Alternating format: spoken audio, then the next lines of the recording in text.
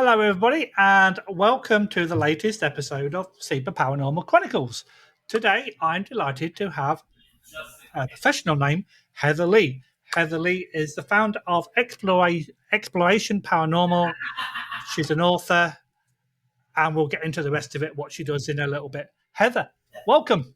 Oh, thank you. So glad to be here today. Yeah, and we've just discussing the weather, so we've just been comparing notes. Who's got the hottest weather right now? So you've just moved from Florida, one hot place, to Texas, Yep. another hot place. Like, are you crazy? And I mean, a little side note, even though I lived in Florida for most of my adult life, we were in Nevada for several years on top of it. So, Oh, okay. so So it's all the hot places that you're doing around the US. right. I'd rather stay in a hot place than in a cold place. I grew up in Northern Illinois, and that's too cold for me. Did you get snow there as well? In Northern Illinois, yeah, we would get a lot of snow. Oh, so at least you've had the benefits of both worlds then. Yeah, Yeah. exactly. Up here in Canada, we get nice hot summers and then really cold winters, so we get the best of both worlds. Mm-hmm. Yep. Okay, so the reason you're here today, this is a paranormal podcast, and we're going to be talking about some stuff that's pretty much paranormal. So if you could start off by telling us a bit about yourself and how you got into the paranormal, and then we'll take it from there. Okay. Well, I have actually, it's probably over 35 years that I've been researching the paranormal. And more recently, I've taken a deep dive into it and do it. I don't want to really say full time, but it takes up a lot of my time. But what got me started is I was a teenager and we had moved to a house that I think we'd been there since I was 7. But my grandfather had never been to that house because he had died before we had moved. All of a sudden, as a teenager, I started seeing him in the house, in my dreams, in my bedroom, at the foot of my bed, walking the hallway. And it kind of made me curious as to why is he showing up? Because back in the 80s, it was believed that anytime someone died, that's where they haunted. It was like they were, location bound. So I just was like, okay, this doesn't make sense to me because he's never been there. And from there, it just kind of snowballed. Over the years, I've read a lot of books. I want to say I used to watch a lot of the TV shows, but now that I know the shows are, a little not all that they appear to be, but they're still entertaining.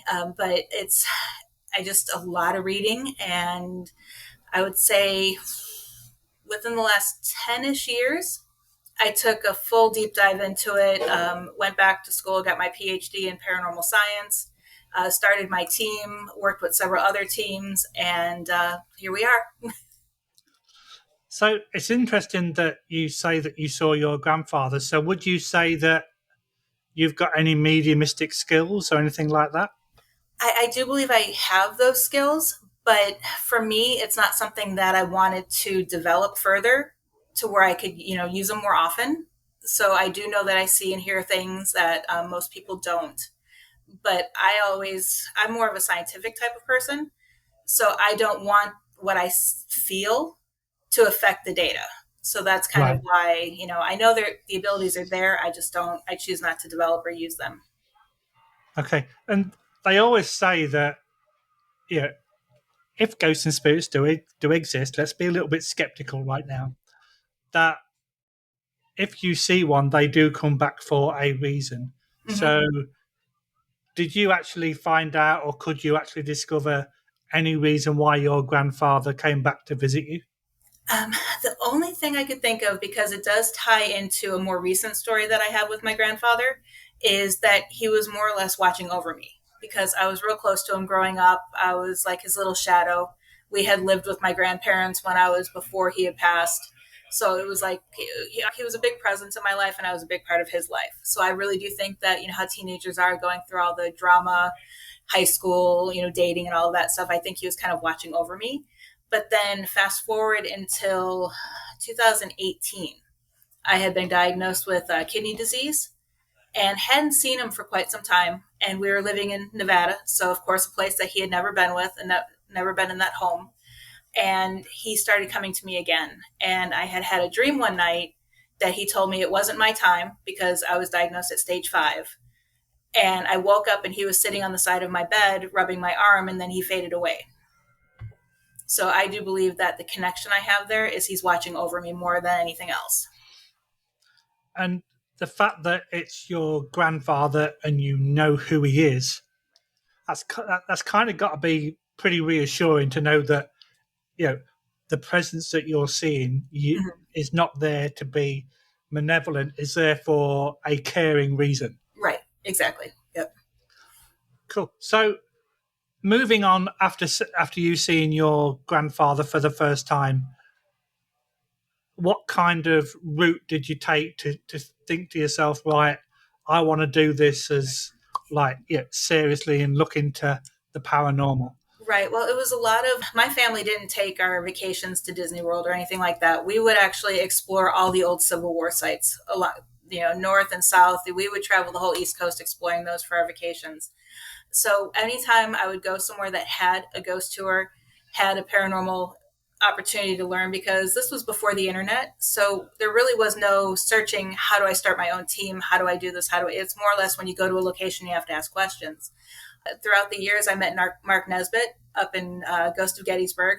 Amazing guy, very patient, because here he was answering this, mid-20s person's 101 questions about ghosts and all the books that he's written. And throughout those years, I also had many paranormal experiences that I just kept documenting. And it led me to one day I was watching TV and I was like, wouldn't I, was a writer. So I basically was a freelance writer and worked from home. And I said, wouldn't it be cool if I could turn my writing into something I could do with the paranormal and do that full time? And I ended up finding Dr. Kelly, who has the Institute of Metaphysical and Humanistic Studies, the IMHS, and he teaches classes in paranormal and religious studies and a whole bunch of things. And he took me under his wing. I took a whole bunch of his classes, and that's kind of where I started putting everything together. So I've written several books on the experiences, and it kind of is nice how it all fit together. So I like how you say that, because when I first got into the paranormal, again, before the internet came about, there was one TV show in the UK that was pretty much like a scream fest. Mm-hmm. Yeah, every time it went dark, there was something, and you could not see if things were being thrown by, yeah, right, either spirits or living people to make it look like it was paranormal. But they had, yeah, people screaming all the time, and mm-hmm. after a little while, it did get a little bit annoying. But then, you jump forward to nowadays, and there's literally a new group every week. Yeah. Mm-hmm. Now, SEPA, Scientific Investigation of Paranormal Activity, we like to investigate the stuff that can provide a logical explanation, Mm-hmm. like electromagnetic fields. Yeah, some people get hallucinations, but you can rule that out as a paranormal experience, Mm-hmm. and such like. So the fact that you went down that scientific route, was your did you have like a split mind of, okay, I'm seeing this, but scientifically this hasn't been proven? Exactly. And my dad is very scientific, so I grew up in that mindset. And my thing is whenever I would either watch the shows or even when I would go on investigations with the team I had joined before creating my own, it was the K2 meter came out. And it was like, oh, it's fluctuating.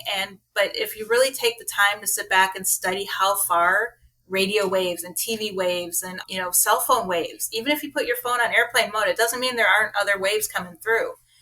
And it's, the yes and no's, the lights flashing coincide with the waves of all of this stuff. So it was like, okay, well, that's ruled out. So I don't even use the K2 or even, I don't even use EMF outside of checking a home to see if there's high levels that could be causing the hallucinations, because there's so much outside stuff. And that's what I kind of drove me to this a little bit more, because I wanted to not disprove and say, hey, you guys are doing this wrong, but I wanted to show a more scientific route, and that we need to use more critical thinking and not just trust what we've been told by others. Because who said that the K2 meter lights up, it's paranormal? Who's the one who said that? Exactly. And I'm in the same mindset as what you are, because if you have a K2, you've only got lights, pretty little lights that go from green to red. whereas my instrument of choice is a trifield because it's designed to be used in construction. So it's a recognized device. It's not a paranormal device. It's a Exactly. recognized device used for construction, and you can have different channels that you can measure different stuff. So it's a lot more accurate, Yep. and you've got numbers to go with that. Hmm. Rather than, oh yes, I had a yellow the other day. I'm Right. so excited. Sort of like, what does that mean to anybody? Right. Yeah. But I mean, to the new paranormal investigators or the ones that are in it, I call them paranormal tourists. They're the ones that like the flashy lights. Yeah, because yes, we do have a few little gadgets and toys. Hmm. However, we don't take them as gospel. We Right. put them to the test. Hmm. Yep. So, yeah, we can have a REM pod. I will go around with a trifield to measure all the different levels of EMF, Hmm. and then we'll put it somewhere where there's no cell phones, no walkie talkies or anything like that. So if it does go off, there's potentially got to be another reason for it going off that's not radio waves or not somebody walking past it. So I do think that a lot of people have to go down that route Hmm. to make sense Yep. of what we're studying. Hmm. Yep. Yeah. And also know how the devices work. Because, I mean, I'm all for like the Eddy Plus. I love that device as far as capturing enough data in one device. But that's not a device that you walk around with. And I see so many people walking with it when they're, and it's like, set it down somewhere. Yeah, yeah, Set it down and let it do it, do its job type of thing. And that's what I don't think a lot of people take the time to do, is to learn, and anything can be, used as paranormal, investigative tools, as long as you know how to use it and can think of a way to adapt it to work in the field. exactly. And by watching some of these TV shows, there are a few shows that do the right thing. Mm-hmm. Yep. There's a few shows that do not do the right thing. But then you get those other shows that people send in videos and Mm-hmm. things, and it's like, oh, that door moved, right? But what's behind the door? Right. There's no evidence to see. Well, that door moved, but Mm-hmm. the speed that you walk towards that door, somebody could have gone out another door and hid. So there's a lot of falsehood on some of Mm-hmm. the TV shows, unfortunately. So you mentioned earlier about that you documented some of these experiences that you had. Can you share some of those with us, please? Yeah, one of my most memorable experiences that I had outside of my grandfather is we were at Gettysburg. And at the time, I was a photography student in college. And I always just would wander because my dad would get stuck, because he was such a Civil War history buff, that he would get stuck at a monument and he would sit there forever. So if I was done with it, I would kind of move on my own. And I ended up at Devil's Den. And it was, of course, it was a weekend where there was a Civil War reenactment. So I wasn't thinking anything that was happening. But I came out from between the two rocks, and a Confederate soldier walked by me, tipped his hat, didn't say anything, and just kept walking.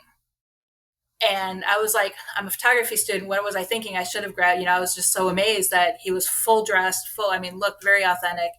And I'm like, I need to go get his photo. And he had turned around the rocks on the backside. And when I ran after him, he was completely gone. And where we were, I would have seen, I checked all the little crevices to see if he was hiding in one of them, and he was just completely gone. I would have seen him running away if he was running or anything like that. So to me, that told me that was an experience that I had. And then the more research I did about what happened at Devil's Den, I found a photo of the sharpshooter that Matthew Brady captured, or his colleague had captured, and the big famous photo of the sharpshooter. And they figured out who it was, and they had his military enlistment photo there, and it was the guy I saw. Wow. So and it was like, okay, so that was pretty cool tying those two together. And then I think Gettysburg, I would say I had most of my experiences there. I had one experience at Spangler Spring where I went through 5 batteries because they just kept dying on me. And they were all brand new, popped out of the package. And then someone grabbed my shoulder and turned me around. Nobody was around me. I was the only one there. So it was like, okay, this is really, really cool. And oh my goodness, it's almost like there's too many to acknowledge. But one other one that always stands out to me is it was during COVID. We were still living in Vegas, and the team I was with, we would go to a local place and we would continually, it was like our training grounds. We'd have our team meetings and we would train there. And there was this one spirit. It was a big, tall, but he always appeared as a shadow. Not threatening, not anything like that, just always appeared as a big, it almost looked like it could have been a big farm worker, but is how I envisioned him. And we all would see him. And during COVID, we stopped going because everything had shut down. He appeared in our kitchen one day, and then also in our bedroom one day, more or less like, I'm checking in on you, making sure you're okay. And once he saw that I saw him, it disappeared. So it was like, and that's the only time I ever had spirits outside of my grandfather in my home, because I do everything I can to protect the home. Yeah, for sure. So, and that's the only other time, and that was real interesting. But this must cause a conflict, because if you're going down this scientific route, It does. and there's no definitive evidence to prove that ghosts and spirits exist, Mm-hmm. but you've had multiple experiences, I'm now going to put you on the spot. Yep. And go, right, do they exist? That's the tough one, because that is what my whole mission is, because I know from personal experiences, in my heart, I want to say yes. But scientifically, I don't think science has caught up with it yet for us 100%. to say yes. Similar to medicine and diseases, science just hasn't caught up to it. And that's and it's sad to say that I got a little bit of a late start in life doing all of this, but my goal is to make this paranormal a true science field, because every scientific field started as a pseudoscience. And to me, that word still sounds like nails on a chalkboard. I can't stand the term pseudoscience, because to me, it's not a pseudoscience. It's a real science to me. Yeah. And it's never going to happen if people don't take it seriously. No. And you raised a very good point, because, and I've said this multiple times before, I was at a jail November of last year, and I was in a room that was being redecorated. Mm-hmm. So it was a completely sterile room, not a very big one. There was decorators' boards and blankets on the floors, and you could smell the paint. So it was fresh. And I'm in there. It's reasonably dark, so I've got my video camera because it's the first time I've been there. I'm helping a friend out, and then I got a stroke down the side of the face. There wasn't any evidence of spiders, cobwebs, because it was a sterile environment, because it was being redecorated. So if they've been whitewashing the walls, there hasn't been time for a spider or whatever to create a big enough web to hit me on the face. And when I'm talking to the guy who's showing me around, he went, "Oh yeah, people get touched in here all the time." That was my first physical engagement Mm-hmm. with something of the unknown. I've had kind of experiences, but for something to actually touch me. Mm-hmm. Can I explain that? No. Did it happen? Yes. However, trying to prove the hows, the whys, the wheres, and the whats, exactly, etc. You can't, because it was only me that experienced it. Mm-hmm. Yeah, and that's the tough part about this field. Exactly. And 9 times out of 10, all these experiences are individual experiences. It's not very often where you get like a group experience. Mm-hmm. Right. And that's the good thing about this science. Let's get rid of the pseudo bit, this science, because if there was nothing there, why are these people all experiencing their own paranormal incidents? There's got to be something. Mm-hmm. Yep. We just don't know what. Right. Yep. Yeah. And I just want to figure out what is. I mean, and I'm always testing different things. So like one device, going back to the equipment, is the Ovilus. I always view that as like, okay, this is a trick. It's, somewhere in there, there's, X, Y, and Z and GPS that we don't know about. And, that's something. one of the members of the team I was on had one. And I'm like, okay, well, let me play around with it. And I'm so like looking at this like, oh, this is a piece of crap. It's not doing anything. It's not talking. See, it's not doing anything. And I didn't realize that I had walked away from the group I was with and had turned a corner. And just as soon as I turned that corner, all of a sudden, all these words started popping up. It was death, devil, demon, sacrifice popped up on there. And I was like, well, that's weird. So I'm like, okay, well, I'm just going to ask. I'm like, who are you going to sacrifice? And it said, you. And then a finger ran down from the bottom of my neck all the way down my back. And I turned around. I'm like, did you guys see? And I realized nobody's here with me. I'm like, I got to go find my group. Yeah, okay, I'm out of here. And it's funny you mentioned about the Ovilus, because there's another app that we have but we have it on our cell phones. Okay. Cell phone apps, you take with a pinch of salt. Right. However, we went to a private house a year last May, and there was 3 of us in 2 cars. So I was in a car by. No, I actually got picked up. So 3 of us in 1 car, and we're driving towards this guy's house, and there was a cemetery, there was a graveyard.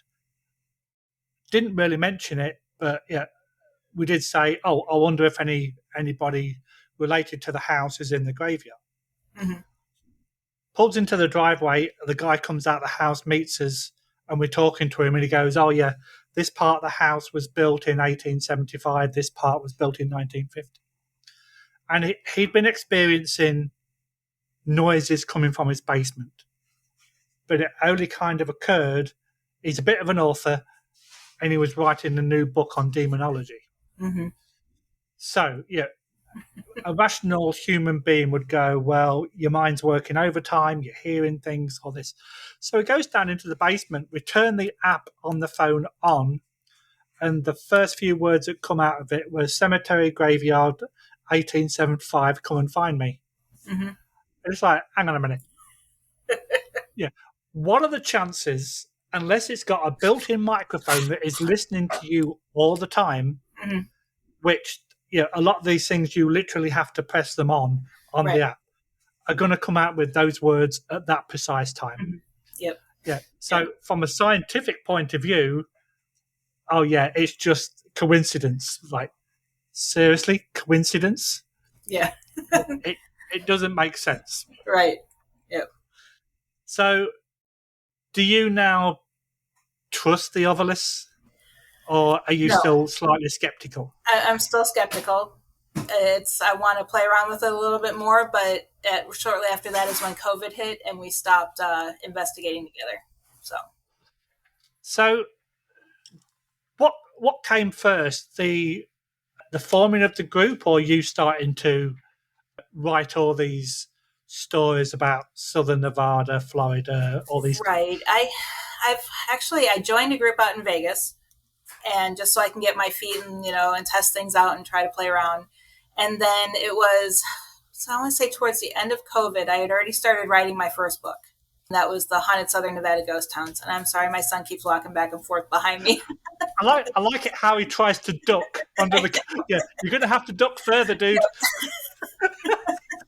But yeah, so I was in the process of writing that one, and then COVID kind of hit. The group I was with kind of fell apart during that time, and that's when I was like, you know what, I really need to want to continue investigating and doing stuff, but of course I didn't want to go alone. My son had been interested and had been on several paranormal investigations with me, and then my husband is the skeptical of the group, and we kind of just formed our own team. So it kind of all started around the same time.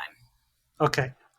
So, I've got a few of the names of some of your books in front of me, and it's not just one location. So you've got Ghosts and Legends of Florida Pirates, Haunted Florida, the Vegas Valley, Nevada. So what kind of put you down the road to decide which book was going to come first, and what made you write about that particular subject at that particular time? Right. Well, in Nevada, I was doing all the research it was for Real Haunts Ghost Towns already, was the documentary that my family was in. So a friend of mine said, "Hey, why don't you put all of your notes into a book?" Because I had already started writing a little bit here and there, and I never thought of putting two and two together. And so that's how that one came out. And living in Vegas, or just outside of Vegas, I had heard all of these stories, and I'm like, I need to put these down, because it's just meeting people on the street. They'd be like, "Hey, have you heard about this happening at this hotel, or this happening?" So that kind of is where that one came from. Then the shift was, we ended up moving to Florida, and the publisher, we were talking about different experiences that I had when I had lived in Florida previously, at different lighthouses. And so that's where the lighthouse book came from. And I wanted to my favorite thing about the first book I wrote was exploring the different ghost towns. So that's why we did the Florida one. And that's where that idea came from.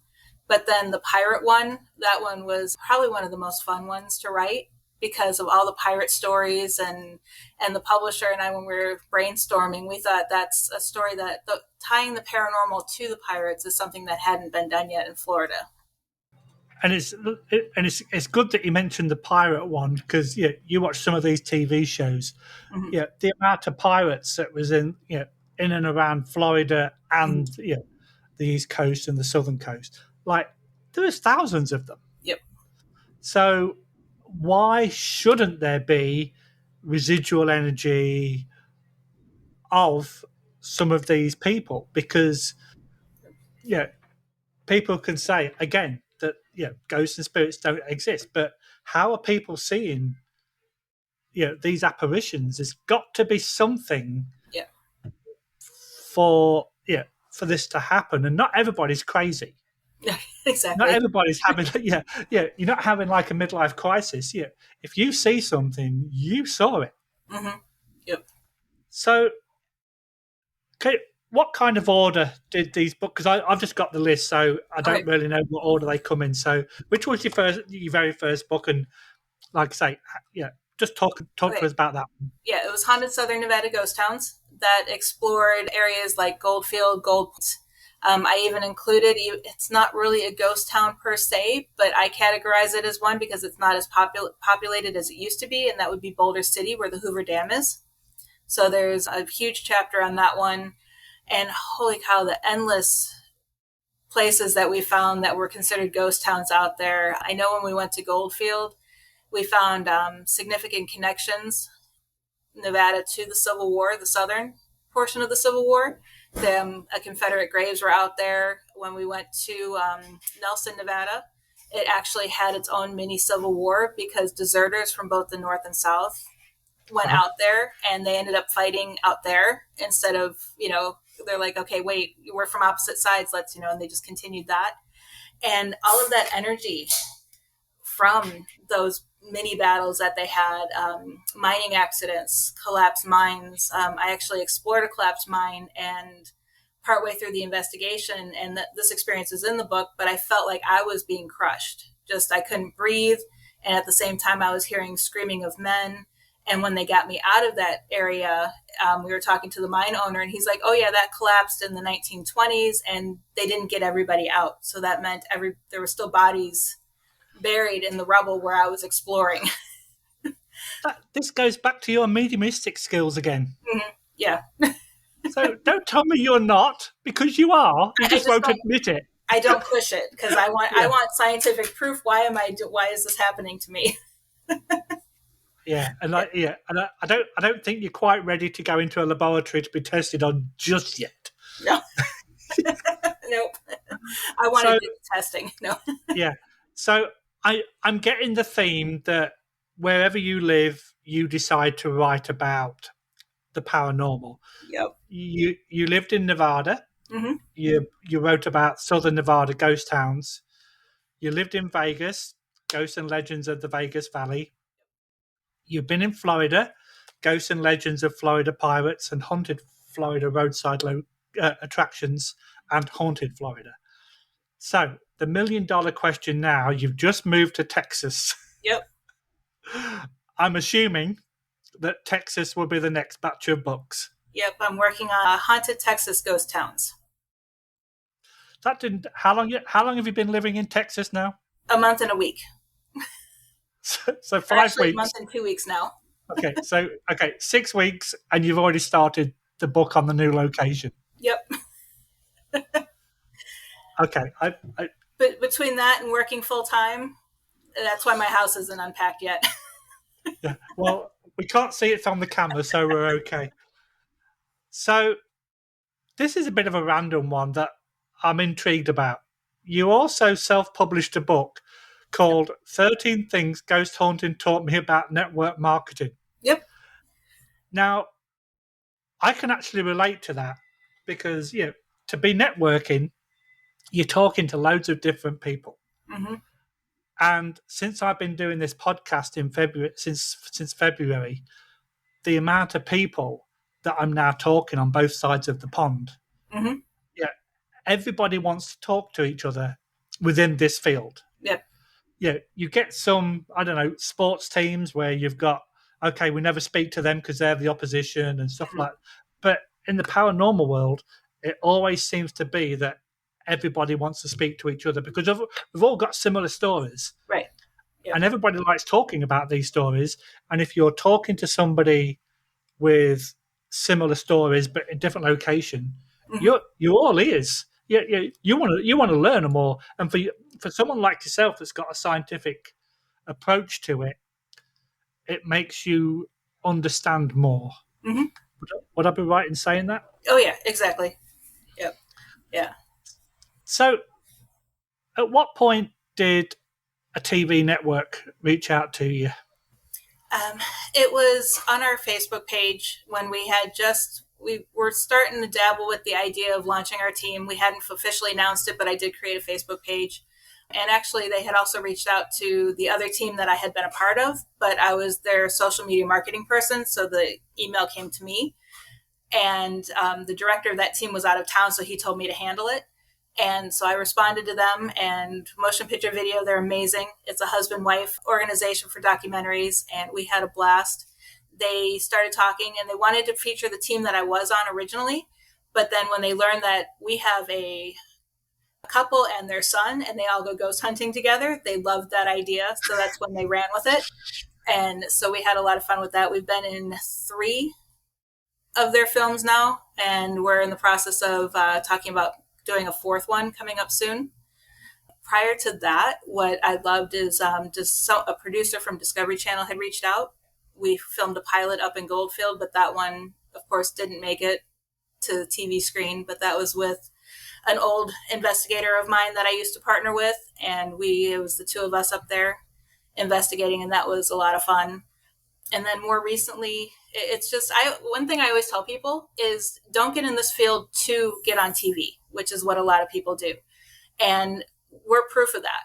We never reached out to producers. We never anything. The documentary crew reached out to us. Discovery Channel reached out to us. I had Ghost Adventures reach out to me. And then I had coming out soon, I don't have a date yet, but I filmed with Brandon Alvis and Mustafa on Haunted Discoveries. And they were the ones who reached out to me. So, as long as you're out there networking, Yeah, they're going to come to you if you're authentic with your what you do in the field. yeah. And it's interesting that you mentioned Haunted Discoveries. I interviewed a good friend of theirs, Austin Lawrence, a few weeks ago. And one thing that I do like about Brandon and Mustafa is that the way they approach things. Yep. They do things the right way, so to speak. Exactly. Yep. And to watch them do their investigations, I like to think that we can do our investigations the same way, because if something is not of a paranormal nature, like I mentioned earlier, we can rule that out as a paranormal incident.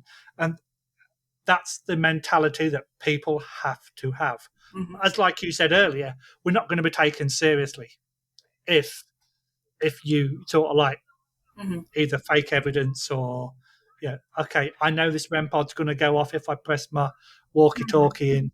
Right. Yeah. So, and those guys actually demonstrated that in an episode, which is really good. And what makes them amazing too is they're down to earth, they're humble, and they don't act like they're better than anyone else. And I've run into quite a few people that do that. Yeah, unfortunately you get that in every line of work, to be Oh yeah. fair. Yeah, and it doesn't matter what you do, you always you always get that. So one thing that I would also like to talk about, and I hope I say this right because it's a weird word, Project Umpra. Umbra. Yep. Yeah. So if you'd like to tell everybody what Project Umpra is, please. Yeah, a friend of mine, Philomena, she reached out to me a couple years ago because she was working on, at the time it was called the Hatman Project, but we changed it because we do more than just Hatman research. And what it is where she had experiences with the Hatman in the past, and she's trying to find answers. And she wanted someone. She had done amazing research, and I'm still digging through data, but she interviewed hundreds of people, has collected data from everybody's experiences that has encountered the Hatman, including everything from blood type to medical records to exact locations, latitude and longitude locations that we're trying to correlate what's happening, because her ultimate goal is to find the Hatman and try to define who he is, because it's so many different definitions. And one of the biggest things that we've found so far is that Hatman encounters coincide with missing 411 cases. Yeah, and then a lot of Rh negative people, I would say about more than 50% of the people we've interviewed are Rh negative as far as their blood work. So, and that's what we have a few things that we're working on. Our next step, once we get out, we have a couple books that we're ready to release. We're just finding a publisher to do them. And if we don't find a publisher, we're just going to self-publish, but we'd rather go the publisher route for this because it's a huge project. And then we're even trying to find locations that are public, not just someone's home, that we can actually go and investigate and try to not so much call him out as antagonizing him, but just to see if he makes an appearance. Yeah, and it's interesting if you are the kind of person that wants to do this the right way. When you are doing your research, you will find the commonalities. So you've got the residual energy, you've got the intelligence, you've got the poltergeist activity, the very small percentage of demonic activity. But the only kind of character that gets multiple reports is the Hatman. Yep. No matter where you are, there's multiple people that have seen the Hatman. Mm-hmm. So putting your scientific head on, try and explain to me why the Hatman is such a prominent figure. Yeah, in the beginning, I even joked with her, and I told her that I'm probably the worst person that she wants on this researching with her, because my theory in the beginning was he was a tulpa. He was a thought form. Because especially once she presented me data that in China, he appeared with a little Chinese style hat. In New England, he appeared with a pirate hat. In the Southwest, in Mexico, he had a cowboy hat. It wasn't just the standard fedora that most people saw him with. And I was like, okay, they're thinking this up and they're related, but then the more we start hearing these stories, people are truly scared. They've had physical encounters. They've been touched. They've been pushed. They've been pulled. And you can see the fear in their face when we interview them. So something more, I get thought forms can take their own form eventually, but to have this kind of fear, it's got to be more than that. And so now I'm almost shifting my research to figure out if he is a real entity and not a thought form. Is he changing his appearance to try to make people from different cultures feel comfortable with him? So, and that's where it's one of those, and that's why I stick with this one, because this project, I really want answers. Come show yourself. Exactly. So from the evidence that you've got so far and the research, do you find that he's more benevolent or malevolent? I would say it's probably an 80-20 split, 80 bad, 20 good, because we have had some stories where people feel that he's just a watcher. But those stories, I feel those might be the ones that are thought forms, because it's just weird. Because how can you have, and I mean, the person that I'm doing this with, she actually was picked up by him, and I'll have to get you in contact with her because her story is amazing. But she had said Please do. that all of a sudden, in the middle of the room after she was being picked up and thrown, a white light filled the room, and he vanished. So she thinks that there was some divine intervention that saved her and her sister with this whole thing. And that's when she started researching all of this. And when she tells her story, it's like, I'm sitting here thinking, trying scientifically, how is this, how is this possible? Yeah. And there's been a few episodes of this podcast that I was kind of expecting to have my jaw dropped, Mm-hmm. and they did, depending on the subject. Mm-hmm. I wasn't expecting it to happen today until you just come out with that particular story. And it's like, Yep. okay. Yeah. And it's like, we're going back to there has to be something, but we just don't know what it is. Yep. I mean, and we probably have 100 theories that we toss back and forth. Is he a shapeshifter? Is he a time traveler? Is he, interdimensional? Is he an alien? And these are all the avenues that we're researching to try to get. But yeah, it's please let me know when these books come out, because okay. I love these specific subjects. Like, yeah, I'm a big fan of the afterlife stories. I'm a big fan of specific symbols, i.e., Mm-hmm. the Hatman and stuff like that. So, Yeah. Not that I do much reading, but if it's got pictures in it, I'd be great. Yeah, no, I don't know. We haven't done the visuals yet, but the one thing that she did tell me, and that's what I'm working on, because I have all the stories, they were all formatted, they were all ready to go. And then she's like, what would add to this? She's like, if you had added like a paragraph or two after each story about what a scientist would think of these stories. And I'm like, okay. So now I'm going back through and rereading every story and giving my interpretation of what could be causing it, what could they be going through. But that's tough because I'm still trying to be respectful, because I know these people, it's real to them, even if it's not real to me. So it's a tough one. Yeah, that's it. And that's when you've kind of got to be devil's advocate kind of thing. Yep. Yeah.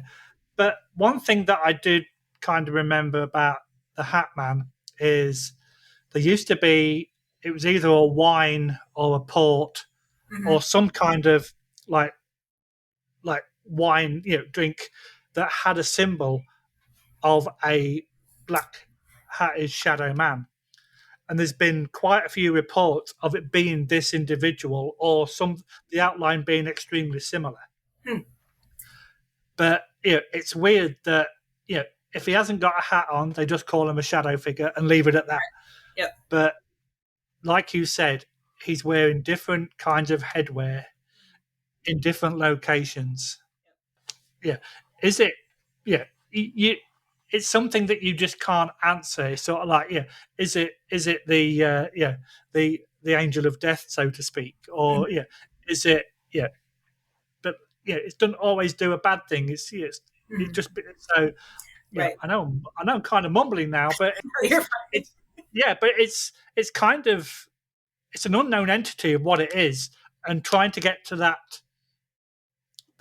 clarification, that's really hard. Yeah, and that's what our goal is. That's why we're taking so many different avenues and different paths for researching. I mean, even one of her theories is that he's the leader of the shadow people, and that's why he sends them when he can't go. Is another theory that she's working on, and it's a lot. It's truly a lot.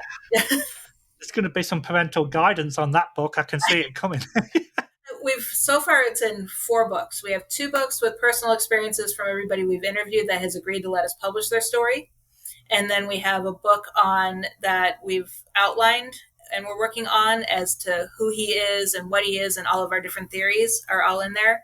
And then the middle book is we're going to be doing ways to protect yourself against him. So that's cool. And when are you hoping, realistically, to have these books in black and white, so to speak? Yeah, realistically, I have 3 to 4 publishers that I'm going to reach out to probably towards the end of the year once we get them a little bit more finalized. And if not, then we're going to self-publish probably next summer to next fall. I can't wait for that. Our original goal was this Halloween, but my move kind of threw a wrench in it. Well, how inconsiderate, decided that you're going to move to Texas. And you guys got to wait another year. Yeah. Okay, so at the beginning, excuse me, at the beginning we mentioned exploration paranormal with you, your husband, and your son. Mm-hmm. Your husband being the skeptical one. What's your son's kind of approach towards the paranormal, apart from what mum and dad do, kind of thing? He believes to a point because he doesn't really talk about any personal experiences that he's had per se, but he's always coming up with different theories. And he's the one who'll come to me, have you heard of this entity? Because he found, something on YouTube or something like that. And then we both start talking about it and figuring out, what's going on. So he's more of the curious one. So have either of those two experienced things that they cannot explain? I know my husband has. We were actually at a museum that we used to volunteer at, and we actually did ghost tours there to help out raise money for the museum. And he had one experience. It was a hot day out, so he went inside, and it was a above ground replicated mine. So once you walked through the front door, it looked like you were underground in a mine. So he was in there cooling off, and knowing that there was a spirit in the room, he had said, thank you for letting me come in here and cool off, as he was getting ready to leave. And he says he swore he heard someone say, "You're welcome," was one experience as he was leaving. Another one, and I know he's in the living room and can hear this, and he's going to be like, no, it's not. But we were laying in bed one day, and I told him that we had a spirit in our apartment, and that he would, always, when you walk around a bed and you like kind of bump into the bed frame and it shakes the bed because you misguide. Well, it felt like that. We were watching TV, and it felt like someone kicked the side of our bed. And I was like, oh, that's George. He got completely white, and he's like, no, that's not what happened. And he's probably out there laughing right now. But, he still doesn't think it was paranormal that happened. But because I had experienced that so many times, I know that that's what was going on. And then my son has said that he's heard some things here and there and experienced some things that he can't explain, but he never really goes into detail. Yeah, yes. When you kind of get that kind of person, it's like, yeah, you've experienced more than what you're letting on. Right. Yep. Okay, so I know that we've spoken about some of the books, books that you've brought out and books that are coming out. What else, apart from unpacking all your boxes after you move, what's next on the agenda for Heather? I'm not sure. I do know that we are relaunching. I host Ghost Education 101. We took a hiatus because my co-host and I both had life got in the way, and we just really haven't done it this year, but we are relaunching in October. I know we're going to be doing that, and that's on Wednesday nights. And after that, part of Ghost Ed and partnering with my team, we're going to be, hopefully, I don't know if it's going to happen in the next year or two, but we're going to be working on some paranormal retreats, which are going to be different than an actual Paracon. It's more or less, I don't really want to say by invitation only, but those who want to attend the retreats need to meet certain criteria and be willing to learn, because the whole purpose of Ghost Education 101 is not so much to treat people the right way to investigate, but teach people to have an open mind and be willing to learn more so than what you see on TV. So we're all about educating and, offering that education. And these weekends are going to be more than just, oh my goodness, we're going and we're meeting all these big para celebrities, but it's not going to be anything like that. It's going to be an actual learning weekend. Yeah. And it's interesting that you mentioned Ghost Education 101, because up here in Canada, I help out a company that do paranormal courses. Mm-hmm. And the head of the company he's an ex police officer, so he's got a rational head on his shoulders. Yep. But he asked me to do a paranormal equipment course. Mm-hmm. So, being logical like yourself, I broke it down into 4 weeks. So the stuff that everybody uses, audio and cameras, that was all the first week. Mhm. The second week was the diagnostic. So the true diagnostic, your trifield and other, like your anemometer, stuff that is designed to specifically do a job in the real world. Mhm. My third week was on the pseudoscience equipment, so your REM pods, your cat balls, that kind of stuff. And then for the fourth week, I went into old school, so dowsing rods, pendulum, Ouija board, and stuff like that. And whenever I tell people, I am a 100% honest with people. Okay, you've got that device. However, it's a cat ball. You can buy them in pet stores. It's not a paranormal piece of equipment. However, in the right conditions, you can use them to your advantage. Mhm. Yep. And that's the way that I explain to people Yep. about equipment. But it's knowing those right conditions. People think you can just set them on the floor and, oh my goodness, it's going off, but a truck drove by and the wood floor is vibrated. Exactly. And I know that a friend of mine put one on the floor of a jail. I didn't know where he'd put it and literally kicked it down the corridor. So I got all these pretty lights going off as it's rolling down the corridor. Heather, it's been an absolute pleasure. Thank you for your time today. Thank you for your son for making a cameo appearance. We just need your husband to pop his head around the corner. But like I say, please keep me posted about when these books are coming out, because I would absolutely love to read them. Perfect. They sound absolutely fascinating. But again, thank you for your time, and it's been an absolute pleasure. Thank you so much. I had a great time. Thank you. Bye-bye.